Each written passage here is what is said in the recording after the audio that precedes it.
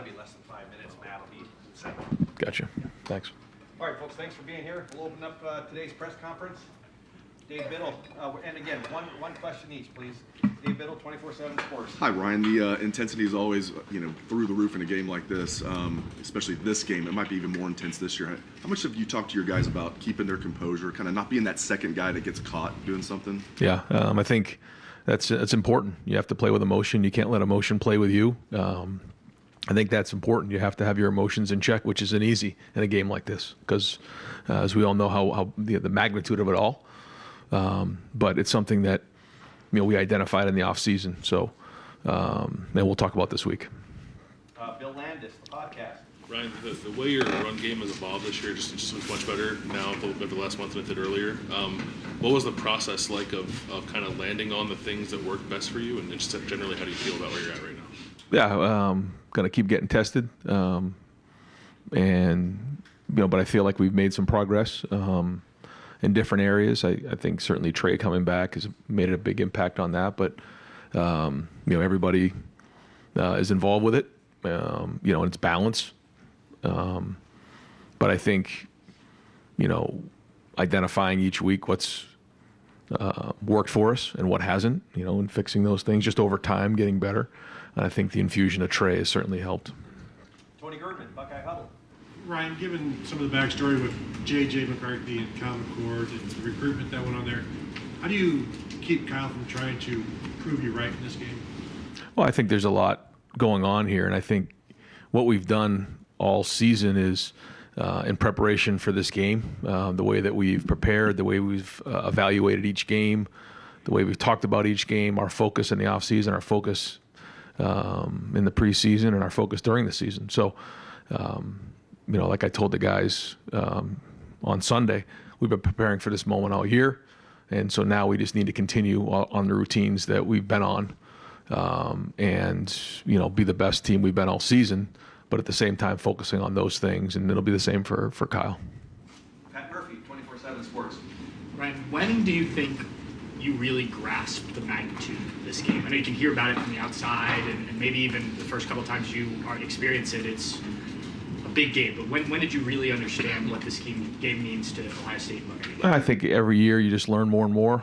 I guess this will be my 6th time in the game, so you learn quickly when you're here, but each year you learn more, and it has more of a significant impact on you as a person, and I think all of our guys, when they come here, whether it's a coach or a player, they're here for one reason, to win that game. And so, and I guess every year that you're here, you learn about that more and more.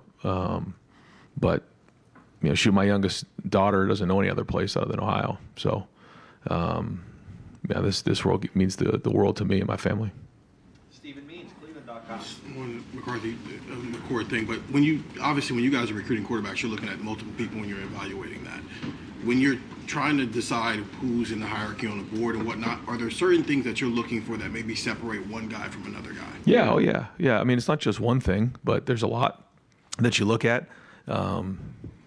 Leadership, competitiveness, toughness. There's just so many things that you do. The difficult thing now is starting recruiting at younger ages. And, certain guys are being evaluated as, freshmen and sophomores, and then you continue to evaluate. Then you have guys like Lincoln who, we evaluated his senior year. So, and then you try to compare the best you can. But there's not, one thing other than, competitiveness is one that for sure is high on the list. Dan Hope, the Warriors. Yeah, Ryan, just wanted to follow up Kyle and JJ. What do you remember about recruiting JJ, and what was it about Kyle that ultimately led you to him? There's all kinds of things that lead into recruiting, and JJ was always great. He was very respectful. He was a very competitive player, and got a lot of respect for him as a player and as a person. And during the recruiting cycle, you spend time with different people and different folks, and you learn about people. And again, all my interactions with he and his family were very classy. Nathan Barrett, Cleveland.com. Kind of go back to that the concept of the intensity, and I know you've done a good job of avoiding all the other questions we've had about the way that this year's game has been changed. But how is that not personal for you and for the staff this year? And how have I guess you just personally tried to put those feelings aside, whatever might be going on there, and focus on the task? Yeah, because I think, not that it's easy, but the only thing that matters is this game, is this team, is preparing. The rest of it doesn't matter. So that's what we have to do. We have got to stay disciplined enough to focus on that. And it goes back to the conversation about emotion, letting, emotion of the game and everything get in the way. We can't do that. And every year you learn more and more about this game and the preparation for it. So we're not going to let any of that stuff get in our way in terms of distractions. We're just going to focus on this team, this season, and preparing the best we possibly can. Austin Ward, podcast. Ryan, this is an outside observation, so I don't know if you'll agree with it or not, but going into the game last year, you just seemed pretty uptight to me, and that was very different when you went into the Peach Bowl. I don't know if you've noticed a difference, if that's something you can control consciously, if that's just the pressure of the game. I don't know, but if the team takes the cue from you, is that something that's on your mind, and did you notice a difference for those two games a year ago? I think every year you evaluate what's gone on, and you try to do the best you can to make sure that you fix the things that don't go well, and you enhance the things that do go well. I think there was a lot of things that went on, in the game, looking back on it, and so you learn from it and you move on. Joey Kaufman, Columbus Dispatch. Ryan, the fact that Kyle has played in a top 10 game at the time at Notre Dame and gone through the experience of a tight, competitive game against Big Ten, what experience did you learn about him from that moment, and how can that help him Saturday, obviously? Yeah, anytime you have experience in a game like this, it makes a big difference, and it's something to go back upon, which is good. He's a very smart player who, understands situations, and when you've been in those type of situations before, you have something to grab onto and refer to, and you have a reference point. And I think that all helps in preparation. Did you learn something or take away something from that, seeing him go through that? Yeah, just watching him play and doing it and learning about the things that he excelled at. Clay Hall, WSYX. Seems like this rivalry was built on respect. Even in the 10-year war, at the heart of it, Woody and Bo respected each other. Because of what's happened, this investigation,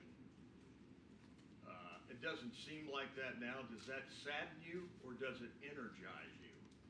I think, I was taught that, the way you respect a rivalry is to work it every day. And whether it's in the, the weight room, whether it's, game planning, talking to your players, periods in practice in the during the spring, periods in practice in the preseason, and that's it. And so, we respect the rivalry, and certainly excited to play here on Saturday. Spencer Holbrook, Letterman Row. Ryan, you referred to your team as road warriors points this year. Is there something special about this team going on the road more times than any team at Ohio State in a long time and getting it done, and to have this one be on the road? Is there something a little bit special about that? I know you guys love playing the shoe, but it seems like the road has been kind of friendly to you. Well, yeah, and we have the schedule right over there, and I point to all those white blocks right there. The teams we knew we had to go on the road this season more than we had in the past, and certainly knew we had to go on the road for this one. So, like I said before, it's all in preparation for the last game of the year, and so it's been great to get tested, to get battle tested. So again, you talk about reference point. Our team does have a reference point. It'll be loud. It'll be hostile, great environment. But we've been in those before, and so again, a reference point going into the game is important. Joe Nugent, WCMH. How important is it to have success in the running game in this game, considering the way that this rivalry has played out over the last 2 decades? It's extremely important. Yeah. I mean, it's there's a lot of things that are important, but that's extremely high on the list. Cameron Teague Robinson, The Athletic. Ryan, Michigan's obviously has a really good defense, especially in the red zone. What's it take to execute at an extremely high level against a defense like that in the red zone? Well, first off, they haven't had very many snaps down there, so there's not a ton to go off of. But you gotta, every yard is worth 2 or 3 down there, and you got to do a great job execution. The field gets smaller. we call it the 12th defenders at end line, and so you just got to operate in a smaller area, and so you got to be efficient. But that'll be another situation that'll be huge in the game. Those 4-point plays where you're the kicking field goals or scoring touchdowns on both sides of the ball. Rob Aller, Columbus Dispatch. Similar to Clay's question, this rivalry's been heated for over 100 years. It's very intense, but there's always been respect among players, or between players, it seems like. Does that hold true for coaches? Do you respect Jim Harbaugh and his staff, or what's the feel there? Yeah, I think, with everything going on and the things, that are out there, we just kind of stayed away from all the distractions we have, and just focused on our team. And I think our guys have done a good job of it. I think, when you talk to our guys, I've talked to them a couple of times about, what's going on this season and going into the game. But, they're focused on this game. They're focused on this season. They're focused on their preparation. And we're just going to continue on that. Mary, WBNS. Coach, you give them a game plan, you work all week. On game day, how important is it, though, for them to go out there, play loose, play fast? What's the mission? Yeah, that's it. It's our job to give them a good plan, let them go play, and then they can go out there and compete at the highest level, and that's what you want as a coach. So we got to have a good scheme. We got to do a great job with that, but at the same time, we got to allow them to go play, and that's what it comes down to in big games. And it's going to be 4 quarters. It's going to be a battle, and the good news is, again, this is something we've been preparing for all year. Adam King, WBNS. Your emotion on the sideline, and we've seen it every now and then. We saw it at Georgia. We saw it after the Notre Dame game. How do you pick and choose those spots? And how much do you think your emotional, state kind of impacts the team getting them hyped up? Yeah, I think you have to know your team. You have to know what's going on each week. Sometimes it just pours out. Other times, you feel like you got to give your guys a little something. But you also want consistency. The guys in the locker room know how competitive we all are and how competitive I am. But like you said, you have to keep your emotions in check, and that's going to be starting from the head down. It's got to start from me. We have to go in there and execute at a high level and handle the environment. Dylan Davis, Delaware Gazette. Going back to kind of what Dave was saying about the intensity of the game, that tunnel has turned into kind of a gladiator pit before. Have you had any talks about what you might do, how to handle that pregame to avoid something happening? Yeah, we've had conversations already. They've been, folks have been talking about it here for a couple weeks and put some good plans together, again, to make sure that we can focus on what matters, and that's getting on the field and playing football. Brandon Gulick, Buckeyes Now on Sports Illustrated. Coach, you've referenced the fact that you prepare for this game all the time. It's constantly part of your program. So how much do you reflect on your preparations for this game the week leading up to it in years past? Do things change? What's the vibe right now as you get ready for this game compared to where it was this week a year ago? Yeah, I think you look at that in the offseason for sure. You just dive in. You try to identify, okay, let's talk about everything. Let's talk about the scheme. Let's talk about the preparation. Let's talk about, leading up to the game. Let's talk about all of those things. And then you try to identify, so what exactly happened in the game. And then you learn from there, and you grow from there, and you make adjustments from there. And then that's kind of how you shape your season. That's how you shape your off season. And then you learn about your team. You learn about, there's a lot of information that comes in during the season, and you grow from there and you build from there. All in preparation for this one. So, you certainly look at all those things. But at this point, a lot of those decisions have been made. Deep left, Katie Kapusta, Spectrum One. Ryan, with so much changing next year, this game might not have as much on the line. I guess, what do you relish about an opportunity like this, and what will you miss about something like this type of game? Yeah, I don't know if that'll be the case. I'm sure there'll always be just as much on the line when these two teams play. And certainly it'll be different, but I don't think it'll change anything just on the format. It's always going to be this way. And the format certainly will change next year, but I don't think the rivalry will ever be anything less than it is right now. Andy Andrews, 11 Warriors. This feels like the ultimate test for the offensive line in terms of the progression they've made over the course of the season. Just where's your confidence level at with that group right now, and what are you seeing from them in preparation? Yeah, you're seeing improvement every week. You're seeing a group that works together. You're seeing progressions, individually and as a unit. And so, they're going to do a great job today of getting out there on a Tuesday practice and working at their craft and preparing to go play at a high level and then go compete for 4 quarters. But like you said, week in and week out, we come in, we talk about the progress in different areas. I think you've seen it in that area. So, I think their confidence is as high as it's been all season. Far left, Jeff Gilbert, Press Pros. Coach, defense, how excited, your emotions, expectations after the last 2 seasons against Michigan are you to see that defense be on the field Saturday? Yeah, no, it's, again, same thing. Just adjustments needed to be made. Not just this year, the year before as well. And so, here we are. Got to go put it on the field. But again, I think you're going to see a confident group going out there. Andy Backstrom, Letterman Row. Right, I know you've mentioned the reference points that Kyle has, but what about his development from the start of this whole thing, the quarterback competition, to now? Gives you confidence that he's the guy on Saturday? Yeah, no, you see him executing plays. You see it in practice. And then it carries over to the field. And that's what you want. Now, ultimately, we got to take care of the football, win a game. That's the bottom line here. And, the good news is he's got a great group around him, and he's been in these environments before. So a lot of things in his favor going into the game, but now he's got to go put it on the field. Bill Rabinowitz, Columbus Dispatch. You guys have only been in a couple of really tight games. Michigan's been in one, really. How much of this game is a mystery to you? And that usually through 11 games, you have a pretty good feel of who you are, who they are. It's probably a little different. How much unknown is there in your mind? I feel like we've been tested at different times this year. With the growth of the quarterback, we've been in games at halftime where we were winning. We've been in games where it's been close. We've been in games where we've been losing. So we've had to win games in the fourth quarter. We've had games where we've pulled away from teams. So I think we've learned a lot about this team. I think they're again a more mature and veteran team than in the past. Many of these guys have played in this game before. So, I feel like I have a good feel for who we are and who our identity is. Doug Maurice, Kings of the North. You've always talked about needing to play your best football in November.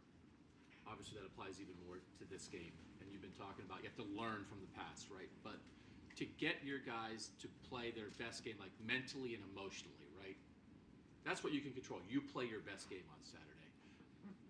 What do you have to do as a coach and a staff to really do that? How much do coaches and coaching staffs influence that, or is it kind of up to the guys to do that? And how do you think in your time here, have you guys played your best games against Michigan on this final Saturday in November, or do you feel like maybe you haven't at times? I think you look at the routine. I think that's something you grab onto in big weeks. That's why you set routines. That's why we talk to our team about routines. And that's, in big games, that's what you grab onto to make sure you stay on that routine, and it's a productive process to make sure you're covering everything you need to cover in terms of preparation. And again, we've had, great opportunities to take a look and see how things have gone down, why they've gone down, and regroup every season and try to identify the things that we got to improve at. So, it's been this has been a great group to build with. They're a great group to coach, and we're going to have another great week of practice right now, and I can't wait to see these guys play on Saturday. Jeremy Birmingham, podcast. Ryan, for all the success you guys have had here since you've been here, 2017, starting on the offensive coordinator and then taking over in 2019, there's only a handful of guys that were on that 2019 team that have beat this team. The tenor of the entire rivalry has changed in the last couple of years. You get the COVID year, which maybe threw a giant wrench into things. How different is this week feel for you now than it did when you started here? And do you think that it was a change that has been necessary for the guys in the building? I don't know. I think it's a good question, but we take every year as it is and go from there. But there's guys with scars, and I'm one of them, and so it just drives you every day to work harder and to make sure you do everything you possibly can to win the game. And final questions, Tim May Show. You say questions or question? Ryan, obviously everybody knows 2 versus 3, undefeated collision, the ramifications of of this game are enormous, the result, but how much? I keep going, Tim. Yeah, exactly. I'm trying to stress it. But how much freedom comes with knowing you're going into a game where really all that matters is the W, the win? Does it? You know, you've been in some of the many Sure. of these. You know, what does it kind of change about you? You know? Well, no, yeah, we say in those matchup games it could come down to one play, and we have to play those games that way. We've been in a couple of those this season. We talk about those games. Not that any game is any different, but you know it could come down to one play, and you got to be on your game, and you got to win the situations. Thanks, man. Yep. Do you have any kind of injury update? Anything? I don't right now. Yeah, no. Coach, Okay, thank you thanks, very guys. much. Thank you, Ryan. Mike, walk you guys through Coach Knowles here.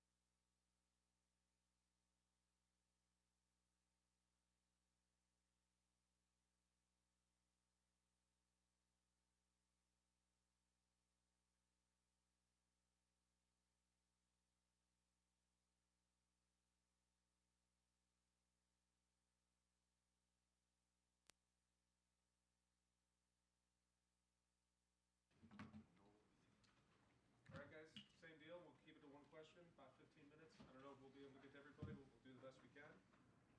We'll start with Austin here in the front. Jim, you've talked and we've asked a lot about the adjustments that you've made and the changes you've tried to make when you looked at the end of last season. Is it difficult now, as you go into this game, to think, well, is there any part of you that's like, maybe I made good calls and some other factors were at play that kept those from working? No, we have to be focused on what's happening right now, you know, the things that are in our control, and, you know, lack of ego and being selfless. I mean, a lot of that applies to whatever happened, happened. You know what I mean? That's not going to help us. What's going to help us, you know, my freshman history teacher, Father Vincent Taggart, SJ. But he, remember, he started, first time as a freshman, said, like, you know, those who forget the past are doomed to repeat it, you know. But then, then he also used to say, he said, well, you know, you got to live in the present moment, you know. Highest form of sanity is live in the present moment. So I think what I finally, I don't know if you ever figure it out in life, but that, like, those things that happened in the past, yeah, you have coaches, you have mentors, and yeah, like, I need to figure all that out and process that and determine what's important to then pass on to the team, because they don't need to be worried about any of that. They got to play hard, they got to play tough, they got to play fast. So they don't really need to be worried about that. I mean, I can think about that, ruminate on that, and, you know, go through all the things in the off season. But ultimately, we're better right now because of it. So we got to stick with that. We've talked before about all the philosophical changes you made, largely in preparation for this game. How excited, anxious, eager are you to see it really put to the test? Because there really hasn't been too much this year against the competition you played. Yeah, I mean, the main reason our players or coaches or our people who run the cafeteria, because you want to be the best, and you want to compete against the best, and you want to challenge yourself, you know, to see how you stack up. So yeah, I mean, you know, you do things, they take a long time. There's a lot of work that goes into it. Ultimately, it's all to give the players the best chance to win right now at the Ohio State in this game. You know, it all kind of points right to there. And you just have to perform. You got to be tough. You got to be physical. You got to be fast.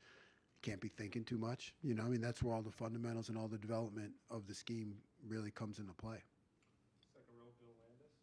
Jim, what is the challenge, I guess, for lack of a better word, of defending the run when a team is going to throw like an 8 or 9 man surface at you, and you got to cover all that ground without kind of getting too thinned out and then not having anything behind the. Yeah, it's a big challenge. It's unusual. You know, everybody has to understand the scheme and the gap fits, and there's an exactness that comes with it that I think a lot of people don't understand, that I think you men and women do, because you know, I'm not just blowing your horn, but you men and women do a great job here of really technically knowing the game. But you're right. I mean, there's a lot of all of a sudden there's a lot of different gaps, and their running backs are talented, and their offensive line is talented, and so there really is an exactness and a preciseness that our players need to understand, and that's my job. My job is to get them to understand by Saturday and be able to do it fast. Your players have talked a lot about confidence and how much that's made a difference in how they've played this year. I guess, where's that confidence level now compared to what it was last year? I guess, how does that, like, personify in a person on the field, like, confidence? What does that mean for a guy to be able to play with confidence, and how that translates to success? Yeah, I can't really comment on last year, but I can tell you what I see right now, and I think, to me, confidence is playing fast, and that competitive excellence, which is like win the moment, like be at the right place at the right time, playing fast with a bad attitude. You know, when you watch it, you know, you can see it, and I think everybody can, and that's what we've really honed on as a defense is let's be a defense that everybody can watch, and even if they don't know the exactness or the preciseness of the game, they can see people playing fast and showing up in the right places, and that gives everybody confidence. So our confidence then I think spills over to the team and the fan base and whoever you feel like you're going to be okay no matter what happens. Center field, Tony Gerdeman. Jim, you may have answered this with Bill's question, but what is your biggest concern facing this Michigan offense? Well, it's hard to pinpoint, because the running game is multiple because of all the different formations. They do a great job of hiding their formations and their intent. And the offensive line is as good as we faced, and the backs are really good. So I think when you look in the history of this game, it starts there. You have to do that. So then I think the balance becomes, okay, how do you prevent the explosive plays on the back end with not overcommitting to this and leaving yourself exposed here? So that's the real balancing act. Mike Hall said yesterday that he's going to be ready for the game. Your defensive tackle's been playing really well. If Mike is able to play, what would that do for you guys? Mike's a great player. He plays with great energy and great enthusiasm. I think he lifts everybody up around him. And yes, I've been saying it all year. So he helps us, not just using up blocks, because I'm saying all year our defensive tackles have actually been making tackles. And when you have defensive tackles that make tackles, it helps the whole defense. Third row center, Dan Hope. Jim, obviously last year, there was a problem with, just big plays through the air, breakdowns in the secondary. How much more prepared do you feel like this secondary is this year to handle situations where they might be one-on-one and it comes down to them to prevent a big play? I think it started last spring. Like I said, we're competing against our offense. Some of the best receivers, the best receiver in the country. And, our guys, forget about the scheme. That's not their issue. That's my issue. But they played with a more competitive nature, all spring, all camp. And you can't just turn it on for this game. It's just something, like you said, that's grown, and you see them competing for more balls and playing close to receivers, challenging routes. Yeah, that makes me confident, but that really makes the rest of the team confident, and that's what's important. Second row center, Steven.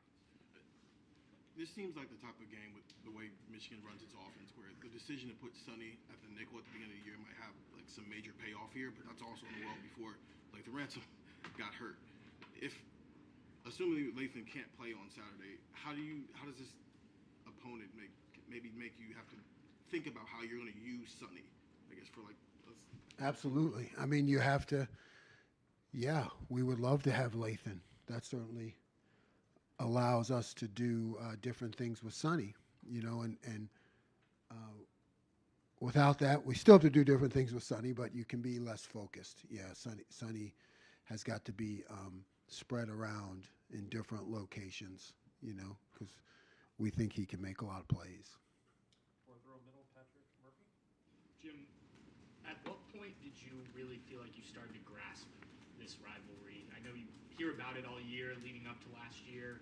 Was it after the game? I mean, when did it really click for you what this meant outside of just a rivalry game? Yeah, I think when you live through it and you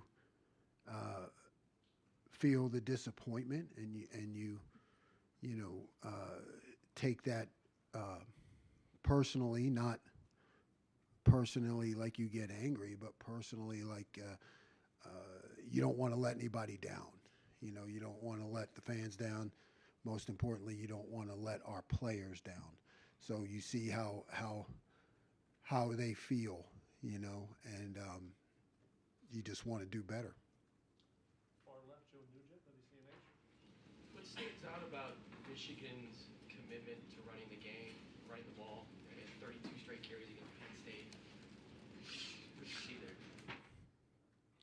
mean, that just shows me they have great confidence in their running game. They have great confidence in their defense, right? I mean, a team that's willing to do that is willing to play the long game, the four-quarter game, and trust their defense and their offensive line and running backs. And that shows me that we better be ready to slug it out for 4+ quarters or whatever it takes. Last week against Minnesota and a lot of 12 personnel looks, you were putting Jihad at strong safety bandit and bringing Sonny back up. I guess that makes sense on paper when you look at this maybe relative size. It also means taking Jordan off the field, who's been playing so well. I guess what do you feel like is the positive trade-off there? Yeah, I mean, Jordan has been playing well, and it's and Jordan has shown the ability to, make that decision in the running game and go attack. But it's just a question of how much do you really want him to do that? Jordan is a skilled athlete. Not that our other guys aren't, but I mean, he's not that big of a guy. So he's more than willing and capable. But you just have to balance how much do you want to do that. Just like I've said, just like how do you balance a quarterback, right? Is he a runner or he's a thrower? And you don't want to run him too much because he gets get beat up, and then he's got to be a thrower. To me, that's the same thing you have with a nickel who's coming from corner. You know what I mean? More of a nickel corner rather than a nickel Sam, which Sonny is. So you have to balance it. X factor, J.J. McCaffrey's legs. I think he's a 4.4 40 guy. What can you do about that? I mean, do you expect to see him run a little more? I mean, he hasn't run a lot, but in this game, maybe that's a wrinkle. Yeah, I expect him. He's a really good runner. He ran some against us last year, and he runs from time to time when they need it. He's a competitor, so you just have to always be you have to always be ready for it, and you have to understand the types of runs that he likes, the types of scrambles he likes, and he's a really good player. So you better be aware of his ability to throw as well as run. Right behind him, Cameron T. Robbins. Jim, you guys have only given up one play over 40 yards to play against Burgers. That was obviously a topic of conversation all season. At what point this year did you feel like, okay, we kind of have this down? It seemed like obviously you go week to week, you don't know until you kind of do it over and over again. Yeah, I never feel like we have it down, ever. It's a constant pursuit to defend explosive plays. And look at the one that got us. What was that fake sneak thing? Man, hats off to them. What a great play, But you just don't. You never know where they're going to come from. So you better be on high alert. It better be something that's a priority. It has shown to be a real factor in this game. When you study statistics, it's been a real factor. So we can never stop talking about it, defending it, practicing it. I'll go down to the front row here, Joey Kaufman. Jim, back in the spring, some of your DBs talking about giving up explosive plays, talked about if they would give up one in practice, they would run. And I'm sure there's a lot goes into not giving up explosive plays from scheme and stuff, but just that mentality that they had to sort of push themselves to do better in that area from just simple active conditioning. Does that have any effect, you think, their mindset coming into this year in that area? I think after physical training, right, from Coach Mick, that gives our guys a ticket to get into the dance. Coach Mick gets them there, and Coach Day with the way we train. But after that, it's mindset. It really is mindset. So you have to, if it's important to you and you've demonstrated that this has an effect on winning, this has an effect on your career, they see it, it's on their mind. So whether they run or do push-ups or whatever, there's something that's a reminder to them that, hey, this is really important, and this is a primary focus for our defense and for you as a player. That's just it is a mindset. Okay, time for 2 more. Doug? I'm going to ask another version of the question I've gotten 6 times because it's talked about so much. What has the journey been like for you as a coach when you have a game like the Michigan game last year where you give up some explosive passing plays? It becomes a priority for you that passes on to the players. You guys talk about it. You execute it. It's constant. And now here you are again with an opportunity, right? What is the 365-day journey? It feels like you and your defense are just very connected in this pursuit of we're going to focus on this and not let that happen again. What's that like as a coach? It's a long, arduous, grinding process to get here, but it's extremely rewarding, and I think that's the job of a leader is to, have a vision, like you taught, to learn from your mistakes, not have an ego, which a lot of us coaches do, some, maybe, so not have an ego,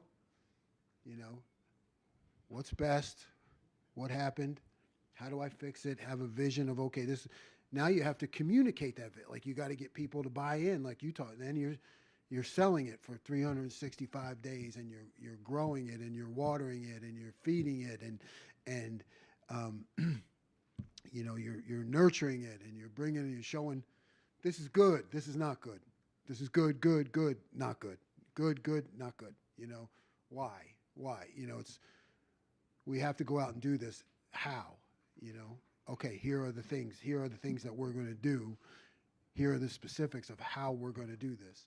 And you sell it to them and you motivate them and they see it. But it's a long process, but extremely rewarding.